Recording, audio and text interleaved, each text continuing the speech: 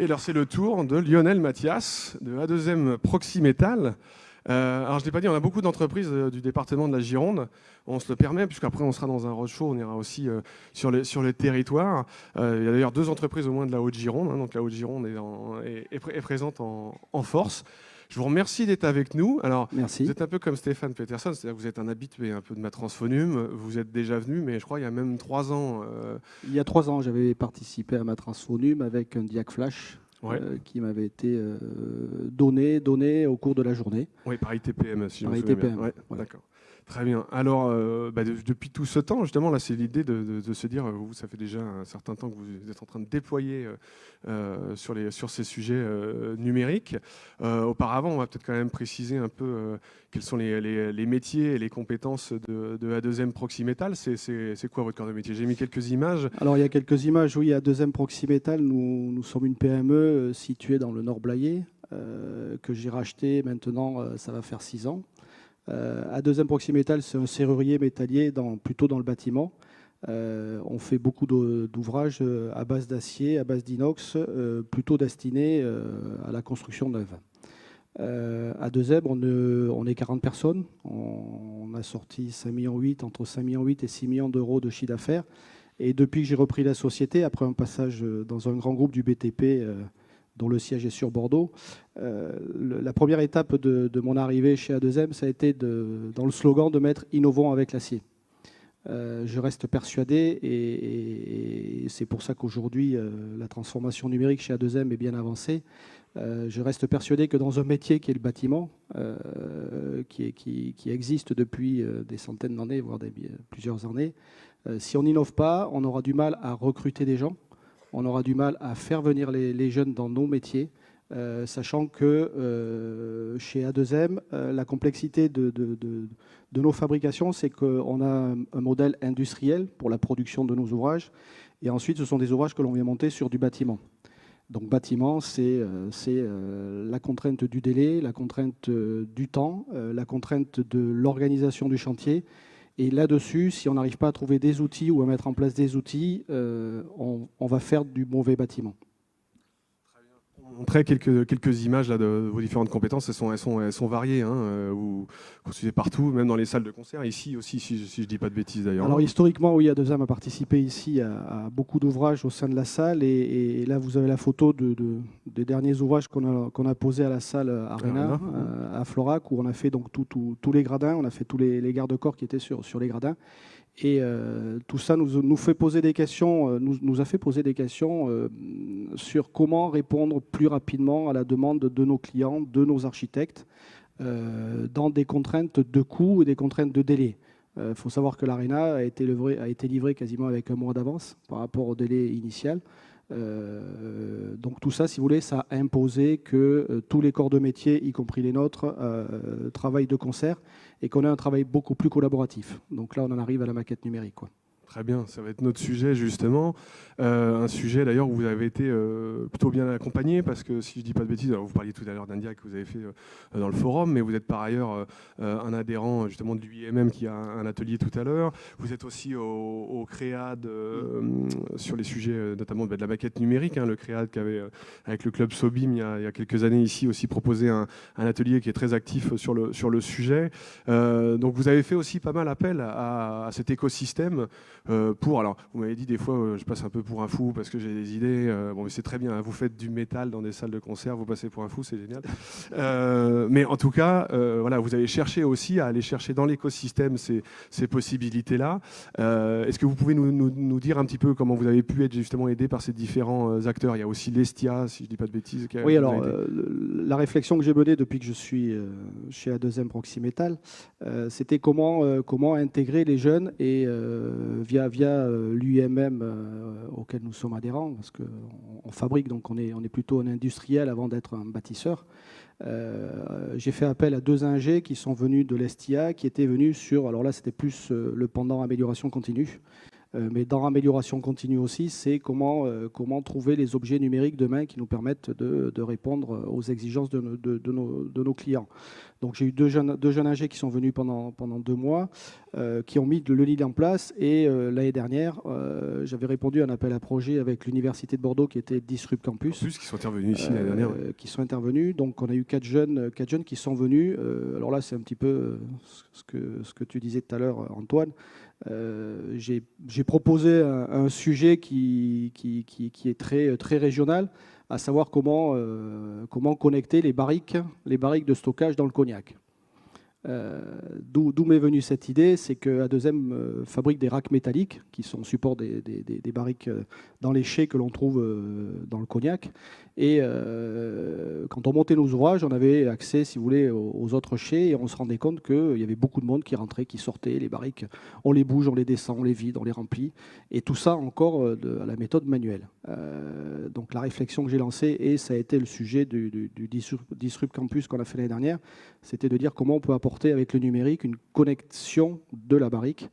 Alors après, derrière, il y a plein de problématiques parce qu'on est quand même dans une zone ATEX. Donc, qui dit zone ATEX, on n'a pas le droit à batterie, on n'a pas le droit à fil électrique. Enfin, il y a pas mal de choses, il y a beaucoup de contraintes. Et donc, on a amorcé aujourd'hui une discussion assez avancée avec un des leaders du Cognac, dans lequel on va essayer de les accompagner pour trouver des solutions pour connecter leurs barriques et comment améliorer je dirais, les informations qu'ils ont besoin au quotidien dans le stockage du Cognac. Donc oui, l'écosystème, j'y participe beaucoup. Je sais que je suis beaucoup à l'AFPI et au CFAI, on en parlera peut-être tout à l'heure, où de par ma formation, je reste persuadé qu'on a intérêt à attirer les jeunes chez nous. Et les jeunes d'aujourd'hui ne sont pas les gens qui travaillent dans nos ateliers aujourd'hui. Ils ont des besoins, ils ont des contraintes, ils ont des envies. Et si on ne les écoute pas, on n'aura plus de jeunes dans nos métiers, quoi. Alors, ce que je comprends, y compris sur l'exemple du rack de chais, c'est que vous allez aussi chercher en dehors de votre cœur de métier. C'est-à-dire que là, c'est comment on augmente quelque chose que vous êtes en mesure de produire en métal et comment vous essayez d'y rajouter on va dire une surcouche peut-être plus intelligente ou de production de données et d'observation. Donc, bien la tendance, ça c'est vraiment un projet très très innovant.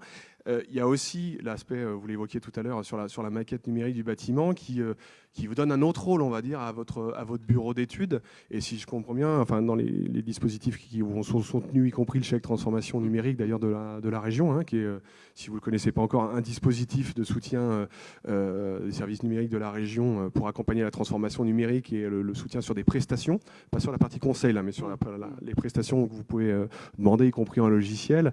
Ça a été vraiment de se concentrer sur cette évolution de votre bureau d'études, sur la maquette numérique et ce qu'elle pouvait apporter comme nouveau service à vos clients. Alors oui, la maquette numérique, bien sûr, en premier abord, c'était pour notre besoin. Donc là, c'est là où j'ai lancé toute la démarche il y a 1 an pour demander ce chèque numérique, avec comme première brique, je dirais, l'achat d'un scanner 3D qui nous permet de numériser des bâtiments en construction ou des bâtiments construits. Juste demander qu'on lance la vidéo, Jérôme, s'il te plaît, si tu peux nous lancer la vidéo. Ouais. Voilà, numéro 3. Sur la maquette numérique, où aujourd'hui, je dirais, c'est le 3e projet où on a été droné et numérisé le bâtiment qu'on est en train de refaire. On refait le cloître des Cordeliers à Saint-Émilion avec un architecte reconnu sur Bordeaux qui est Denis Boulanger, avec qui on avait refait la galerie bordelaise il y a 3 ans.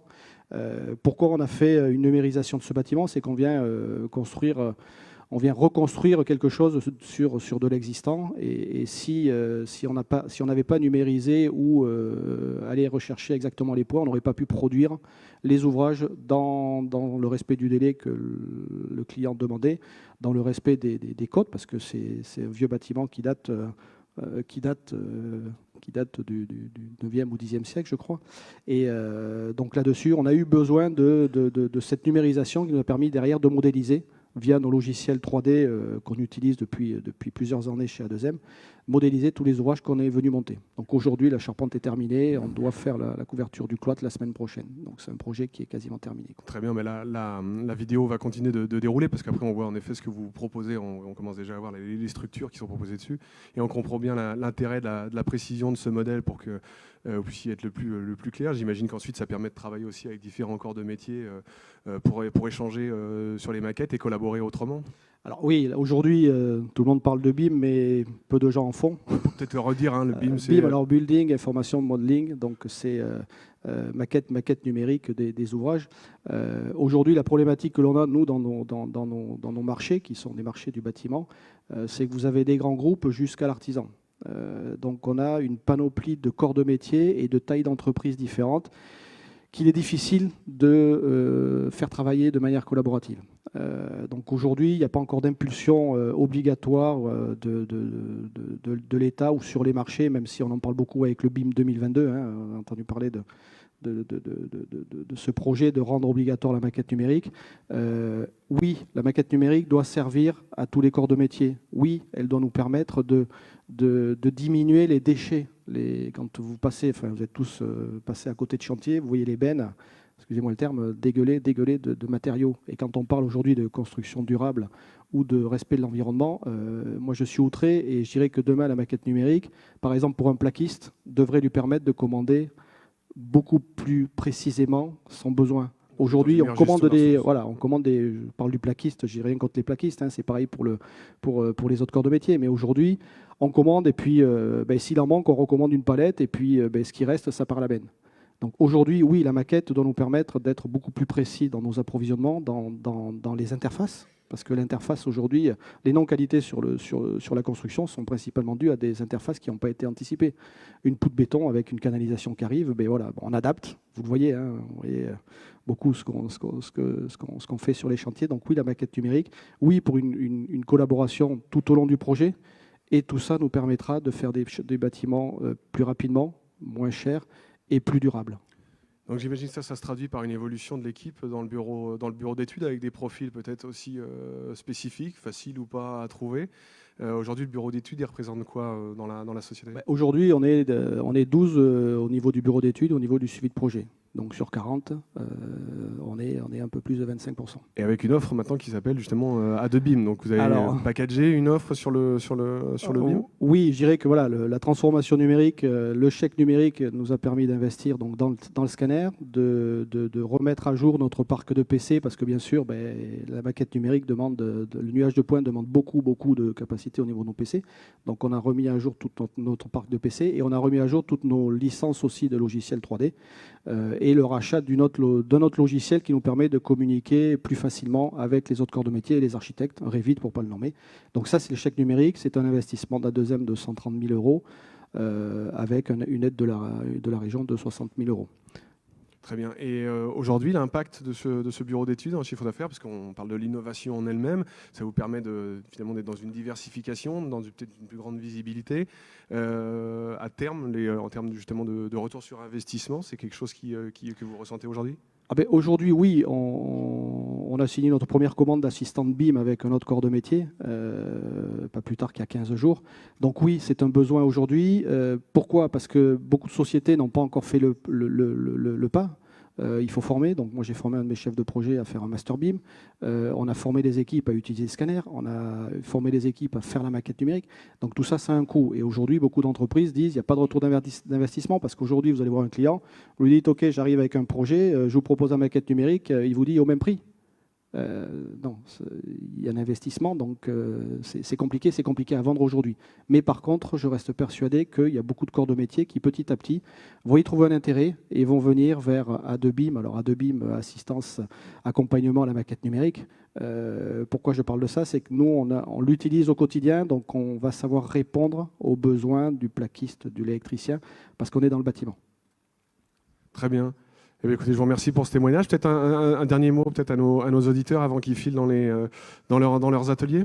Je vous confirme que la transformation numérique, moi, chez A2M et dans notre secteur d'activité, elle est vitale pour l'entreprise. Elle est vitale pour pouvoir motiver les gens à venir et surtout à refédérer les équipes. Parce qu'aujourd'hui, c'est bien simple de prendre un ouvrage, vous avez le commercial qui vend un ouvrage, vous avez le bureau d'études qui dessine, vous avez le chef de projet qui essaye de faire valider l'architecte, vous avez les équipes qui produisent un atelier et les équipes en chantier qui montent.